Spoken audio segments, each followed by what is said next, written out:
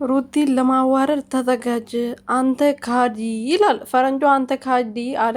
አቤል የሚባለው ልክስክስ ደግሞ ሩታን ለማዋረድ ተዘጋጅ። የሰውን ውርደት እየጠበቅ የሰውን ውርደት እየፈለግ ራስ ትዋረዳለህ። ምክንያቱም ሰውን ለማዋረድ እየተዘጋጀ ሰውን ለማዋረድ ደፋ ቀና ሲል ሰው ራሱ ተዋርዶ ይገኛል። ገባ ከአንተ ጫታ ማለት ነው። ሰላም ሰላም ቤተሰቦቼ እንዴት ናችሁልኝ? እኔ ያለው ፈጣሪ የተመሰገነው በያላችሁበት ሰላማችሁ በዘት ትርፍርፍ ይበልልኝ። እንግዲህ ነገሩ ተባብሷል። ዛሬ ተደባድበዋል።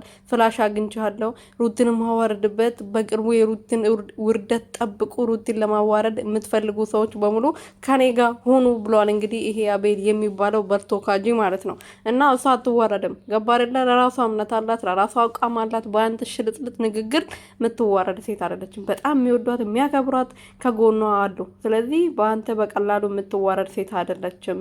ገባ አይደለ? ሩትዬ ደግሞ ምንም የሚያዋርድ ስራ ሰርታ አታውቅም። ወደፊትም አሰራም። የኛን የሚያኮራ ስራ ብቻ ነው ሰርታ የምታውቀው። እናንተ በጣም ቆሻሾች ስለሆናችሁ ነው ቆሻሻ ነገር ታደርጋለች ብላችሁ የምታስቡት ወራዳዎች።